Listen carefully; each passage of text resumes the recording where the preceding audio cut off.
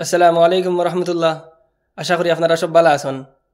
আমরা সবাই জানি যে ঈদে মিলাদুল নবী একটা বেদাতি আমল, যার মূল ঈদে মিলাদুল মসিহ অর্থাৎ ক্রিসমাসের সঙ্গে জড়িত। এই আমল না নবী করিম সাল্লাল্লাহু আলাইহি ওসাল্লাম নিজে করছেন, না নিজে এই দিন উদযাপিত করছেন, না সাহাবায়ে কেরাম, না তাবেঈন, না তবে তাবেঈন, না আমরার মাযাহিবের ইমাম মযহবের ইমামগণ করছেন। তাহলে প্রশ্ন আসে যে এই খামটা, এই বেদাতটা শুরু করলো কে? ইতিহাসের পাতায় পাওয়া যায় যে 600 হিজরি পরে বর্তমান উত্তর ইরাকের ইরবিল নামী জাগার হাকিম মুজফর আবু সাঈদ কুকবুরিয়ে এই আমলটা শুরু করেন, যেখানে 12 রবিউল আউয়ালে তাই মানুষ জমা করেন।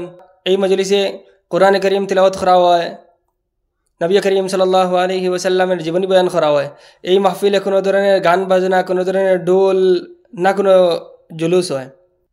কিতাবে আরও পাওয়া যায় যে তাই এই দিন প্রচুর পরিমাণে সদকা খয়রাত করতা।